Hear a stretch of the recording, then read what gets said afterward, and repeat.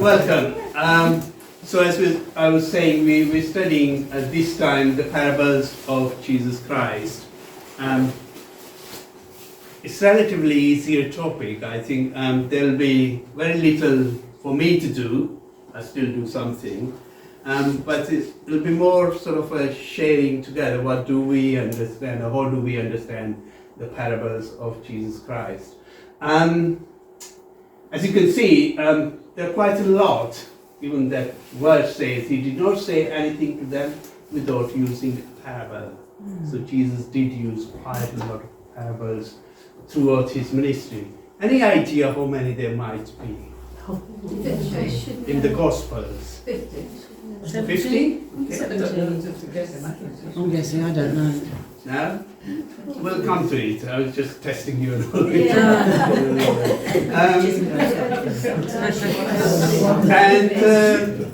What are the parables that you remember or might remember? Some of them. The sower. Yeah. The Good Samaritan. The sower, the Good Samaritan. Prodigal son. That was on Sunday. Yeah, one at a time. Oh, sorry. The bridesmaids. The bridesmaids. Anything to do with banquets. The wedding at Cana. That's not a parable. It's It's an actual event. So what else? Tony said it. The parable of the talents. Talents, yes. Diabetes and Lazarus. Diabetes and Lazarus. Yeah. Anything else? The prodigal son. The prodigal son. Sounds fantastic. The mustard seed. Yeah. Workers in the vineyard. Workers in the vineyard, we had on Sunday, didn't we? Yeah. Okay, so, and what's your favorite parable? I think The prodigal son, okay. Good Samaritan. Good Samaritan, well known. Depends whether you mean favourite or one that you engage most with. Okay, let's do that other second question. So what's your favorite and what's the one you have engaged more? Well, With. the labourers in the vineyard, that always, I think that is so unfair. It's the ones that come into the morning and one comes in the afternoon and one in the evening. Yeah, They how all fair's get that? Yeah. And when I think about it, how I've treated my children and how I'd like to be treated, I'm not so unfair about it and not so... Okay. Yeah, but when we come to the actual parable, we'll go through those, obviously, what it means. The same with the prodigal son. Yeah, I don't think that's Because fair, he goes either. off, spends all his money, comes Yeah, back, and he comes back and the and- son has been working and been faithful to his father. Yeah, I quite agree. And I think, I feel sorry for him. I don't think that's Okay. fair. Yeah, the theme. fair enough. That's my favourite one. I think the Good Samaritan is the least controversial. It's very good. Well, it was in their day. It It was was very controversial. in their day, I because know, Samaritans were not the... Fairly controversial now, probably. Well, no, but I think it's... Okay, we get an idea. We know some of the parables anyway, so we will be going into the background and what that means in that context at that time, and what it means for us today, and why are some of the parables sort of seem controversial and difficult to understand. So we'll hopefully try to make sense of them in view of the context that they are said, then of course seeing what's relevant today from them for us when we read them, either personally when we do read the Bible, or you find them very often in our Sunday readings, actually quite often. So let's start with, as I said, this kind of an introduction. Their stories are more than just ancient fables. We have a lot of stories familiar with, and I know some of them as I was growing up, when there were no TVs and even no electricity. I come from a small village where the only entertainment was in the evenings, the whole families and extended families getting together. And we had our grandparents in the 80s, 90s, and all you asked was tell us stories, the fables. And they always told us long stories and some small, but there was always kind of a message with those. So they were very much parts of that culture and part of entertainment.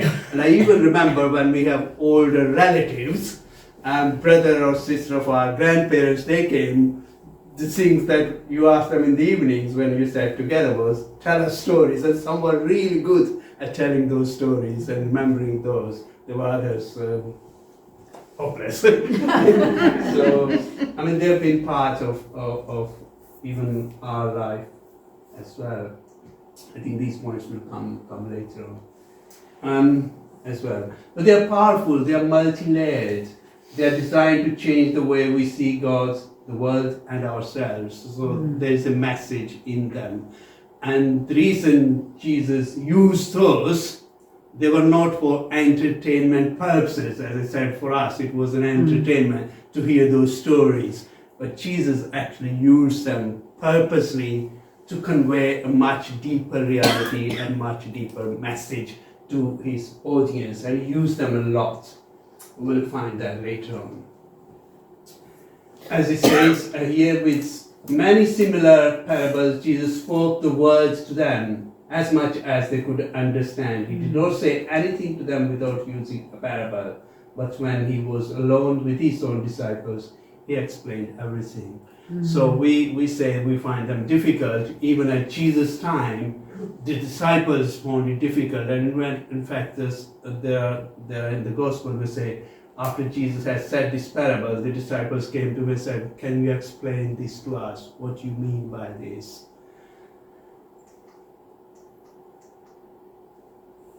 And that's again another verse from the Bible. Why did Jesus use parables?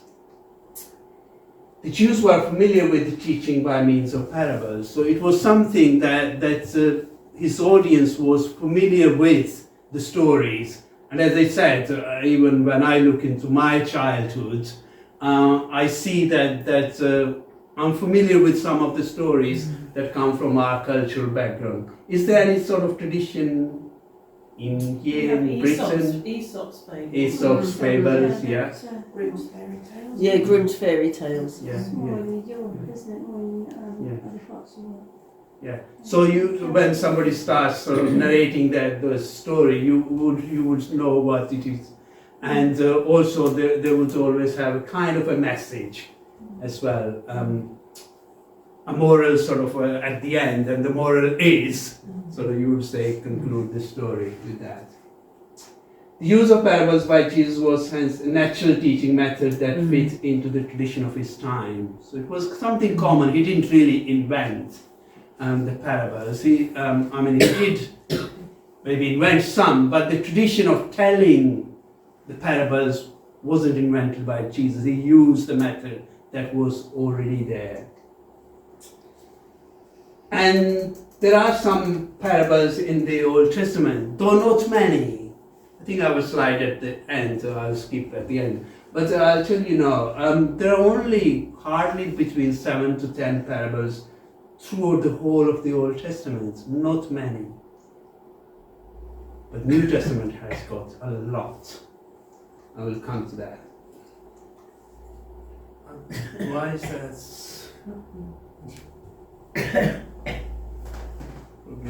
Anyway, so Jesus taught in parables for two reasons. And the one was to reveal the truth to seekers, to say something about the kingdom of God, and to tell something about God and our relationship with God and with each other. For those with the open hearts, parables make truths, make the God's truths memorable, relatable, and clear. So some of them were very easy. People did understand what he's trying to say, but the others obviously were slightly difficult. The second reason he used parable was to conceal truths from the hard-hearted, those who were not really interested. They found it difficult to understand what is he trying to say. And in fact, it says also fulfills a testimony from the book of Isaiah, where it says, Jesus often ended with, he who has ears to hear, let him hear, implying that truly understanding requires spiritual receptivity not just intellectual hearing. That's in the Gospel of St. Matthew. And it also fulfills the testimony of Isaiah about people hearing but not understanding. So you will hear but you will not understand. So those who are not really interested in the message of God, they wouldn't understand, because all they were looking for was to find an excuse to criticize Jesus. What is a parable? What do you think is a parable? Story? Story with Simple moral. story? Story with a moral to it. Story with the moral, with the message, yeah. A story where people who are ordinary will understand it, Yeah. not necessarily intellectuals or whatever. So it comes from the word, English word parable comes from a Hebrew word which means mashal. And in fact, in Urdu, we have a very close word which probably comes from Arabic and Persian, is tamsil, masal, meaning an example or a story. So very close to the Urdu and Hindi, I think, and Arabic and Persian. Literally means a proverb, a riddle, a saying, or a poem. It could mean the word, Hebrew word mashal could mean all those things, but a story with the message. The Greek word is parabole. Is that right pronunciation? Parabole, para is a combination of two words, para and bole. Para means alongside and bole means throw or cast something. So put something side by side. So parable meaning I'm telling something, and then in order to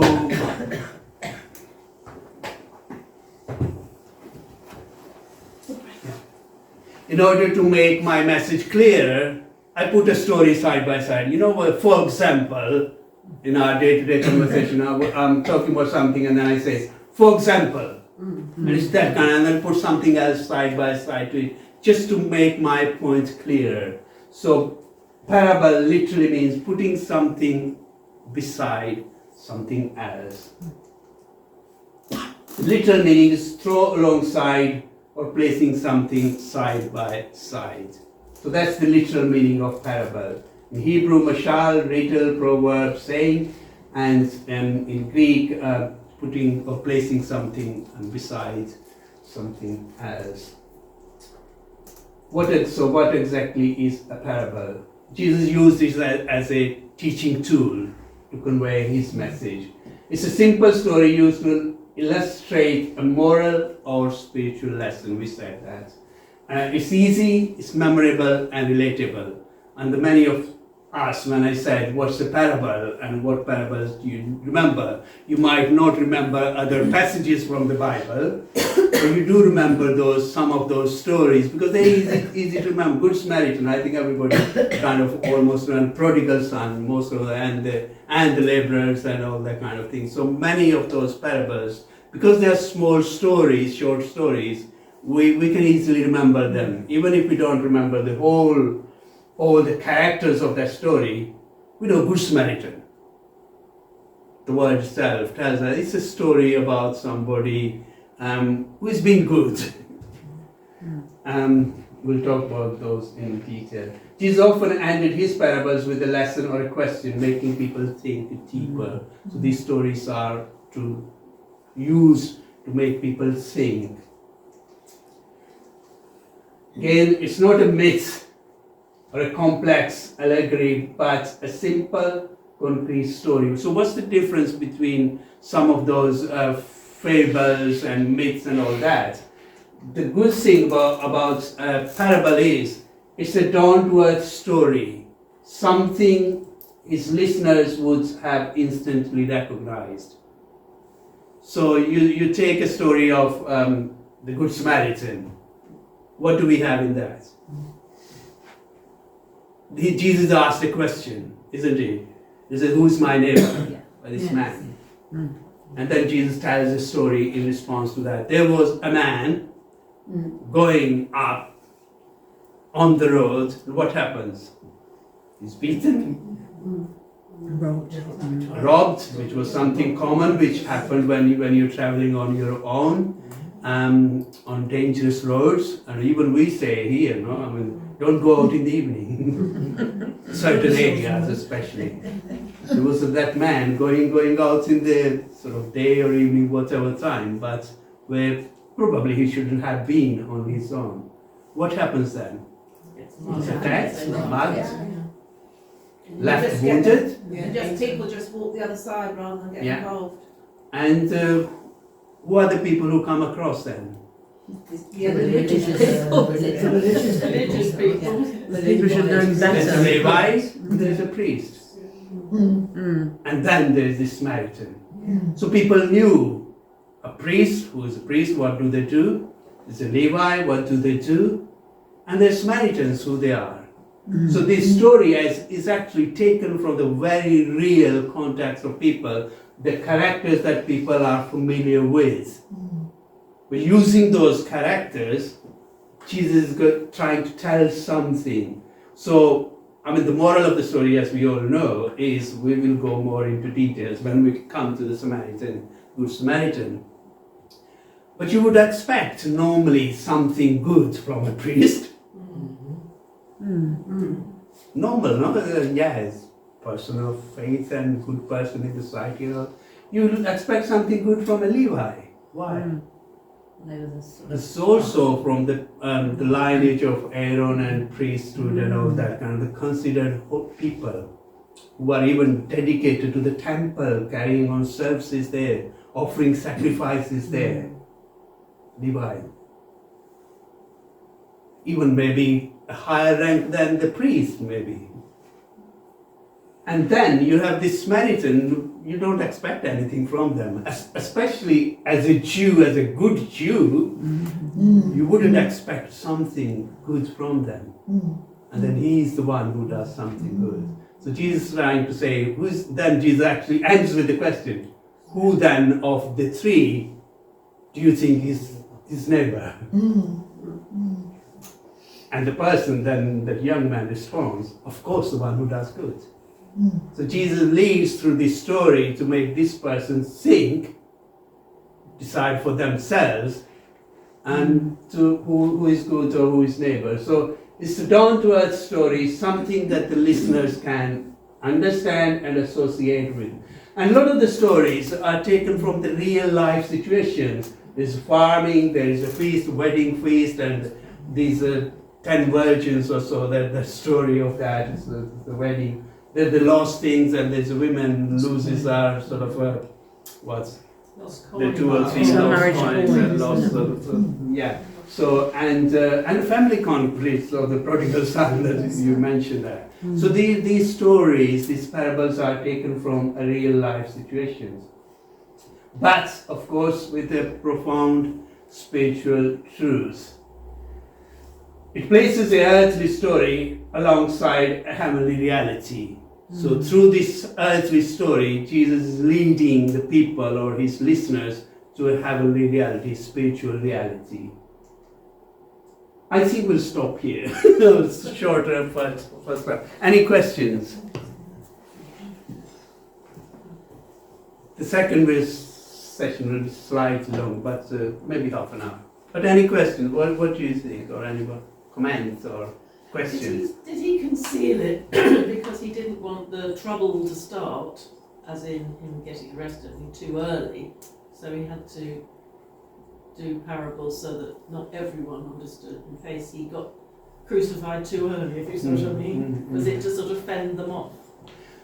Many of the parables were not controversial in the sense that they would kind of raise concerns about his teaching and all that. If he didn't do the parables, perhaps they'd have understood and thought, oh, hang on a minute. In the Gospel, it says the reason Jesus concealed the meaning from some, those who are actually not interested in understanding the message, but looking for an excuse to criticize him.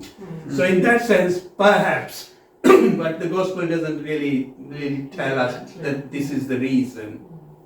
I think the interesting thing is when you think they were written so many centuries ago, they are still very relevant to life situations today, because he uses real life situations, that we've still got those real life situations in the world today, and could equally apply today as it did then. I think all of them, and we will see when we come to discuss those and try to interpret those, but the obvious one, I mean, we mentioned the Samaritan, Good Samaritan, is as relevant today as it was, helping someone in need. And it also, in a way, deals with the stereotyping of people, putting people into boxes. Because we say certain people, even around us, in our own life, in our own country, or in the world, they get such a bad name. I mean, if you see someone in stereotyping in our mind coming, I'll probably rather walk in this way, I'll go the other way. Because there is something, and that person might be totally harmless. But in my mind is that certain type, certain color, certain background is sort of, don't expect something. And then just imagine that person comes in so kind and so gentle and so helpful, and we say it, I think, in our day-to-day level. I didn't expect that from that person or from that situation. And it still is as relevant, this Good Samaritan story. But even coming to more sort of personal relationships, is the prodigal son. I say, my relative or my own child has been so bad with me or treated me so badly. And now as a parent or so, or a brother or a sister, or any family member, why should I forgive and welcome him or her back? It's again, what does it talk about? Really, if you want to use one word, it's really forgiveness, love and forgiveness. So as relevant today as it is, it was that time. And there are, of course, there are others as well. When we try to dig deep, even the difficult ones, when we were talking about fairness, as there is some fairness actually. And I used to think similar way, why somebody starts working in the morning, the other one in the afternoon, and one in the evening gets paid the same. That was the first reaction I used to say. But then you dig deep, you could say, well, is the master, so to say, or higher, really being unjust and unfair? Or whether it is those who've been hired, they are thinking they are being treated unfairly. I'll leave it there. We'll come to it. But anything else? Well, I think all the parables, they are set in Palestine at a given time, and there was a lot of conflict with the Romans, amongst other things, and wars. And maybe in a way Jesus was trying to give an alternative message that there was actually another way. Yes, some obviously deal with the tolerance and forgiveness, and deep down then you extend that message is forgiveness then. Even those, and it comes quite clearly in the Sermon on the Mount now. Pray for those who persecute you and things like that, and forgive not 7 times, 77 times, and in that good. But they're definitely set, obviously, in the context of Palestine. And Palestine, I'm talking about the geographical, sort of cultural reality of that time. And is, in order to understand the parables, we need to understand the reality of the context. I give you an example, and I think I've used it in one of the sermons where that parable was on a Sunday, of the sower. The person goes to sow a seed, and some falls in the rocky ground, some falls in the thorny bushes, and others in the good soil. I come from a farming background. I didn't do much, but my grandparents, my parents, my father still is giving up now, but still has land where they. And I've seen actually my father and grandfather doing exactly that kind of thing. Now, when you think of a man going and throwing the seed, And some fall, he's a careless man. Why would you throw a seed in a way that is falling? But I clearly can picture my dad doing that. Because they will have a piece of clothes, they'll tie it like, sometimes the babies, some people carry those babies. So they will put 10 kilos of wheat in there, if they're sowing the wheat. There, literally. And then what he will do is just, you got an acres or acres of land to sow. All he's doing is like that, literally. And I also know some of our sort of land was literally by the roadside, which goes through the fields. And to protect that, our land bit from the animals, because people going every day in the morning to taking their animals and sheep and goats and cattle and all that into fields and bringing them in the evening. And you had the bushes all along to protect them. So some seed, as you're throwing, would fall there, and some obviously, and there will be areas that are rocky and things like that. So it brings actually to me the reality of that culture. But for some, especially in the modern age, the children growing up and all that, they wouldn't understand that. Yes, because when you learn to sow seeds in the pots like that, one by one, we don't really straight away think of that. But those stories are so much in the past. And when Jesus said, "And a man goes to sow the seed," they would have seen, yes, it's falling there and there. Anyway, so that's the setting in the culture, and sometimes we need to understand that culture, how it's happening. There would have been a greater awareness. I mean, the people probably understand how things were or how poor they were. And obviously Jesus was well aware of all this. Yeah. Anything else? Otherwise we'll have tea and coffee. So what are the main themes? I think we mentioned some of them, but just maybe a couple of more to add to those main themes. The prodigal son, we know the parable is about forgiveness and restoration, starting kind of a new beginning, starting all over again. And then we have the mustard seed. This tiny seed and grows into a big, sort of shrub or tree-like. It's about growth of God's kingdom, that God can do something from a tiny, small beginnings, and we know some of the small beginnings and then turn out to be huge thing and huge success.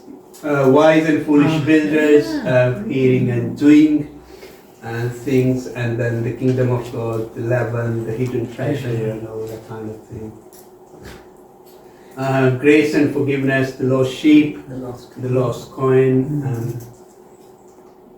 again, justice and compassion, sheep and the goats. You remember that? If you done this to least of these, and you have done it for me. Question like, when was I hungry, and when did I see you hungry, thirsty, and so on and so on. And then faithfulness and obedience, wise and foolish builders, preparation and readiness, the 10 virtues, and so on, being ready and stay awake, and judgment and accountability, the rich fool and the talents.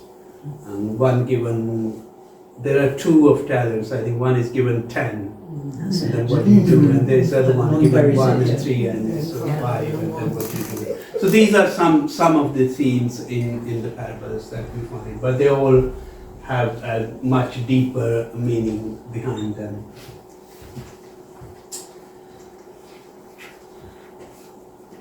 Now, we might be surprised in some sense. I asked the question in the beginning, how many parables are there? I think there were various answers. Much wider accepted answer is that they form approximately 1/3 of the Gospels. Interestingly, 1/3 of Jesus' teachings, and only in 3 Gospels. One of the Gospels do not have even one single parable. John. Good. So they are all found in the synoptics. The exact number of parables, attributed to Jesus is not definitely agreed upon. So it varies, there is a kind of a... So most sources place the total between 35 and 40. Some probably would say even up to 50. But when you go 50 is some of the sayings like you are salt of the earth and light of the world, and some other sayings are included in those, but they're too kind of short to be included as a parable. It's sort of between, but totally between 30 and 40. Sorry, just to say, because some of the parables of the topic appears in more than one gospel, so there's a count that's one parable. Yes, they're included as, they're counted as one, and I've got some of them, say which ones they are. Yeah.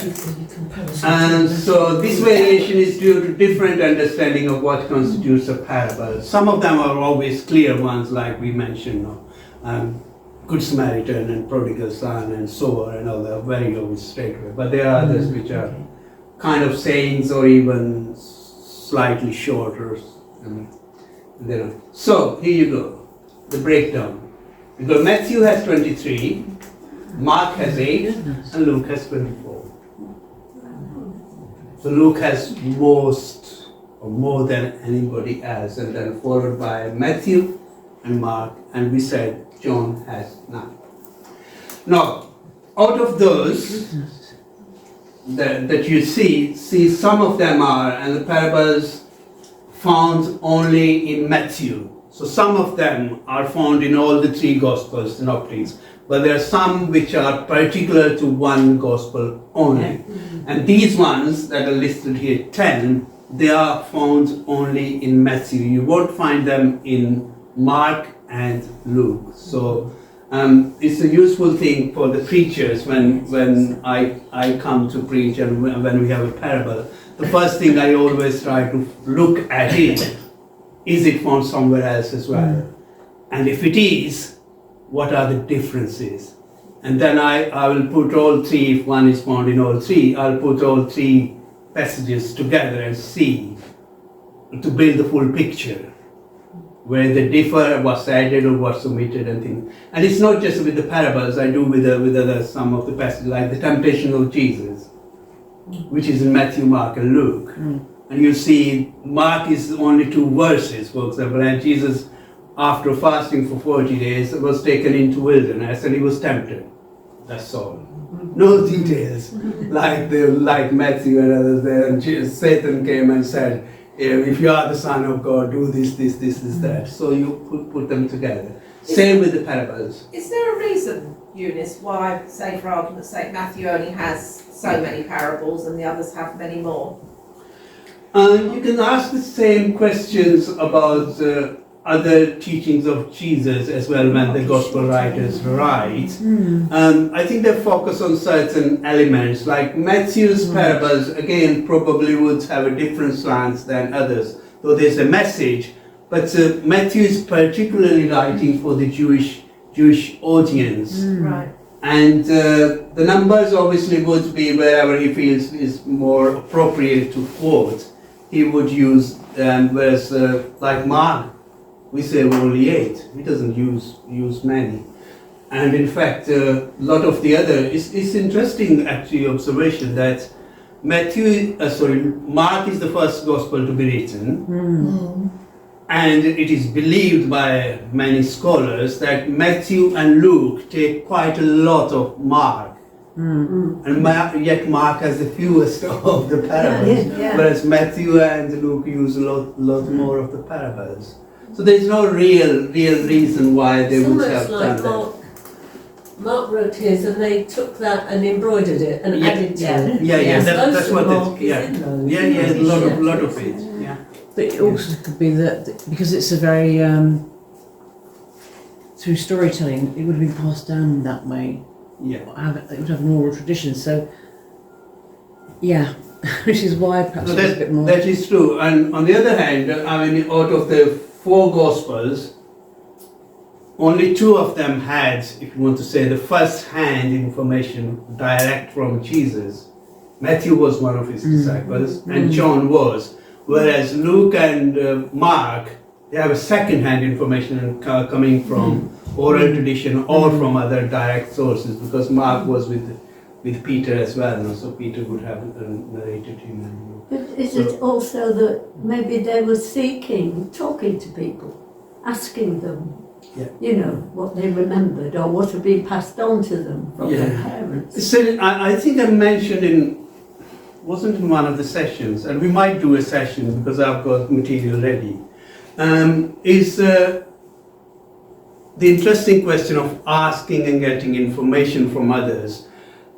You know, when you study the Gospels and about Jesus' life, about his age and when he starts his public ministry, the last reference about his age is 12 years old in Luke, when they're coming back from the temple and he's lost and all that.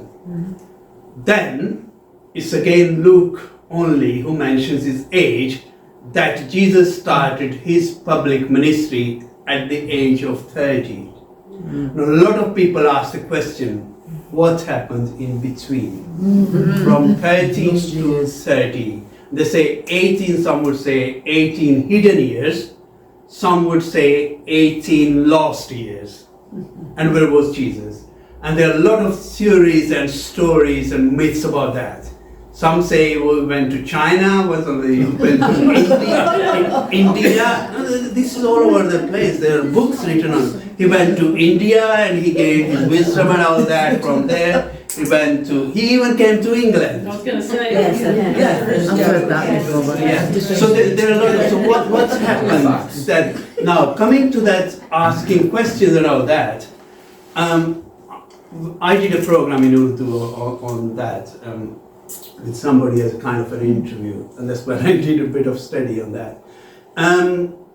I said kind of the reason the gospel writers don't mention that, I believe they didn't think it was important what he did in between those 18 years. But there are assumptions that I came to conclusion from studying what normally a person would do in that society at Jesus' time, and you could draw conclusions from that. And there are quite interesting ones. But then I said, the gospel writers, Matthew, Mark, Luke, and John, didn't probably feel it was important to say that. Because if they wanted,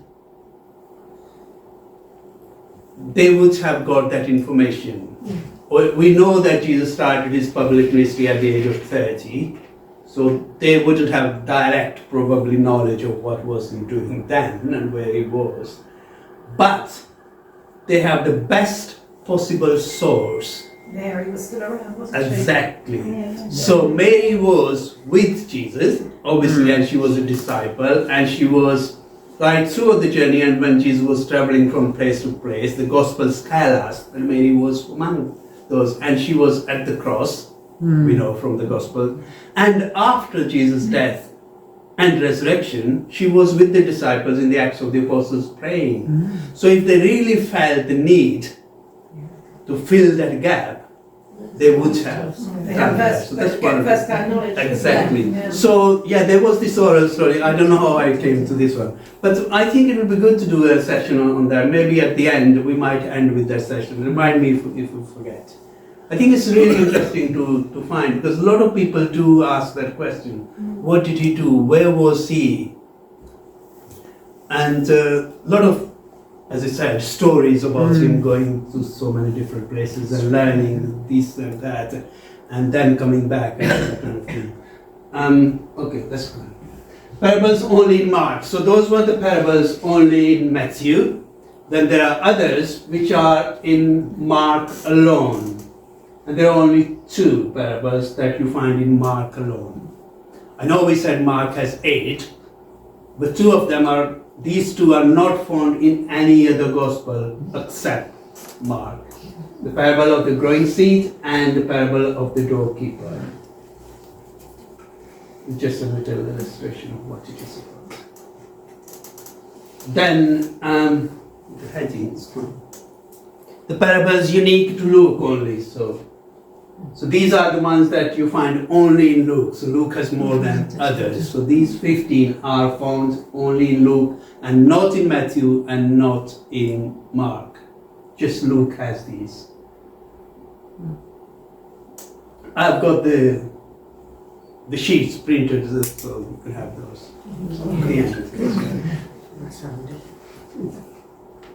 Then parables in 3 synoptic gospels. So these you will find them in all the gospels.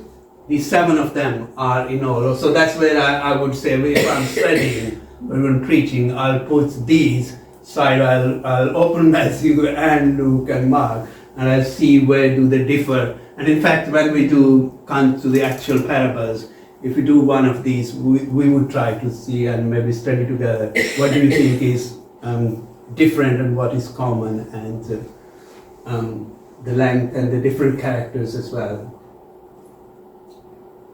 So 7 all found in all synoptic gospels.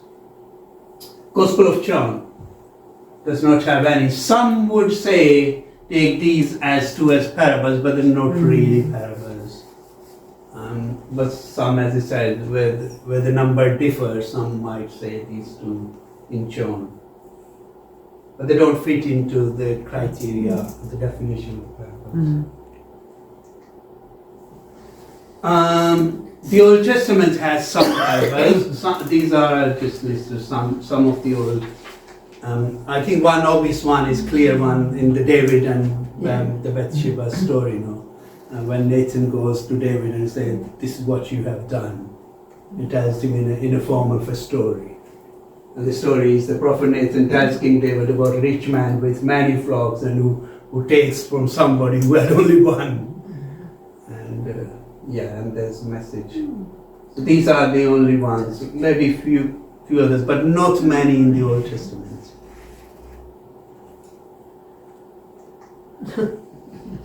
So I think we already hinted that parables, even though they are more than 2,000 years old, but they are as relevant today as they were at that time because of their message.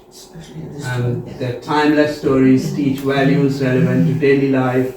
They challenge us to live faithfully and help us see God's truth in action. Absolutely. We're coming to an end. So when we're studying how to study the parables, consider the context and say, look at that context. It's kind of taking ourselves back more than 2,000 years ago. And I gave you an example of the sower when he goes to sow the seed, because there are certain things coming from a different culture, much closer to sort of the Palestine culture, and there are others, not just this one, where I can actually straightway understand some of the things, but coming from different backgrounds, different culture, sometimes it takes a while to understand, oh really, this would have happened, that kind of thing. And look for the main point. What is it? What's the main point? I also look at the characters. What are the characters? We mentioned in the Good Samaritan. All those characters present something. Because there is expectation from certain characters. And what is it? I mean, even from the ones that we have, the prodigal son we mentioned, there is an expectation from the father from his 2 sons, and there is the elder son, there is certain expectation from him, and then there is the younger son, who has certain expectation, and when he comes back, the older one reacts in a certain way. The father says something else. So all those characters actually have expectations in the sense of even cultural background, because we expect certain things, like in for example, Asian culture, Pakistani culture. There's a lot more expectation from boys for parents, from sons, and not much from girls. Why? It's a cultural thing, because boys are expected to be the kind of carers in the older age of parents. There's an expectation, and very often it falls on the youngest son, because the older ones move away, move out. They're the first ones to move out, and the younger ones actually ends up staying in the house of the father, because the others ones. And it happened with us. My sort of father. There are 5 brothers. The first one gets married, out you go. The others are still living there. The second one gets married, out you go. The third one gets married, and the fourth one, and the fifth one actually ends up living in the father's house. So it's that, and then he is the one who should be looking after their parents. So that kind of cultural expectation there. Well, in our culture, or the culture in England, it tends to be the daughters who take more interest and look after old people more than the sons, doesn't Yes, it? it does. Brothers push off and leave it to the daughters. It's what tends to happen. It's bad luck if you have bad luck if you have 2 sons. But I've got so I'm right. I mean, it doesn't always work, but all I'm saying is the expectations. There are many examples, even for example in Pakistan, where girls would end up or might end up. But the kind of a general perception and expectation is, yes, this is how the culture should be, and if it doesn't work that way, then it is a kind of disgrace too. In my culture, the women is the one that stay behind and look after the old people, but the boys provide the money. So if you're working somewhere else and your sister's home looking after your parents, you send the financial help. So, I mean, that's why it's important to sort of understand that context, why is there that expectation. But then, of course, I think those might differ from culture to culture, but the message still is relevant. But it's not even over here in England with the Asian community. They tend to live in multi-generational houses, don't they? Really Like they have good. grandparents, parents, Extended families. all in one house. Well, you don't see that happening very much in what you would call normal English culture, is it?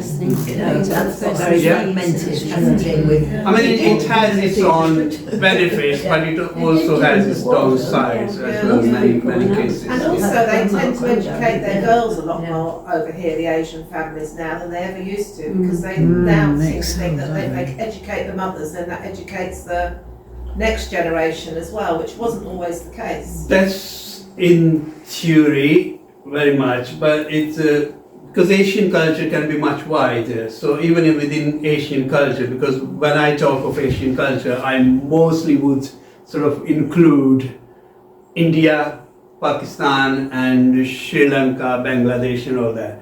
And even in the 4 cultures, there's a difference between, because the Indian and the Sri Lankans, for example, are much more open to the girls' education and all that. Pakistan, depending on which sort of beliefs sort of in Islam you come from, there are some who are much more open to the girls' education, but then there are others they wouldn't encourage. So I think even in the Asian culture there is, or even in Pakistan itself, depends which province, which area you are. We've In the got north, Afghanistan, haven't you? North, and in Pakistan, northwest of Pakistan is very much similar to sort of they are of Afghani race, people from the similar race. Again, girls' education is not, and the interior Sindh, which is but major cities, yes, you have girls, they are doctors, engineers, I mean also well educated and all that kind of thing. So yeah, but I think it's changing, but it's changing a lot. Yeah. I remember growing up where the relatives, rather than the immediate family, were more concerned that our dad was sending us to school because there were 6, 7 girls. What are you sending them to school for? That's not what they're supposed to be. No, and that's a mindset which is still actually in Asian culture. As I said, I'm using a term much widely, but in some areas. The mindset is the boys, when they are educated and they get the skills and all that, they are going to look after the parents. Girls, once they get to a certain age, they are married and they are going to go to another family. Therefore, they are not, sorry to use it, they are not of any use to you in your older age. Therefore, why invest when you have sort of a only limited amount of money? So, to send everyone to school, you can't afford. Therefore, you make a choice that you will invest only what is going to be. It's only going to give you benefits, something. Yeah, exactly, in your older age. And this is, sorry, we're living in the 21st century, but this is still the case in some cultures and some societies. Yeah. And that's the mindset actually you have in some places. Gosh, there's not many, there's only a generation before, it's only your generation, isn't it, as well? That's right, it was when I was growing up, but it has changed now because the younger ones coming up, they had no problem whatsoever. Yeah. But we were lucky. We had a dad who believed in education. And that was it. They weren't going to tell him what to do and how to spend his money. And that's how we ended up going to school at all. Because you had to pay in those days. Yeah, and still the case in Pakistan. I mean, there is no free education. You have to pay almost for everything. Anyway, I'm stopping here. Any questions or anything? Just thank you. Thank you very much. Next one, because we're going to go into actual parables. Anyone that you really want to focus on to start with? I know people will have different ones, different people, but if you want to mention, and we could pick one or two for the next sessions. Well, like Andrew, I've always been puzzled about the boss man paying the workers the same money for whatever hours they work. So. Okay. That's one we could start with. There was another one. Do you want to say what it was? Yeah, I was thinking about the shrewd manager. We had that gospel actually. Yes, we did. 3-4 weeks ago, and I ended up preaching on that. Yes. Remember that there was shrewd manager. The term that puzzles many people really and find it difficult is when Jesus is saying, make friends for yourselves with the unjust wealth. Therefore, when you need it, they might be able to help you. That's the kind of thing. I either fell asleep or wasn't in church. I think it was that. I should say you weren't in church, Andrew. That falling asleep is not. I don't normally fall asleep in church. So yeah, we definitely had that. So if we were to choose from two of these, which one you want to go first? And the fourth. Most people. I mean, we'll do them in a sort of all of them, main ones. But next Tuesday, which ones? They're both really interesting. But I mean, we might do both. I think because they don't take. So maybe Before first session we do just half an hour because I give you a bit of background and then we can share and come. Yeah. So shall we do both of those? Okay, we'll start with the easier one. From my point of view, it's the one that Martin and Andrew mentioned. So I hope I'll remember. I'll make a note of that. So one is the higher, and the other one is Okay, we'll do that. And if you want to, not as a homework, but if you want to read those beforehand, I'm sure you can find them where they are. Google it and you will.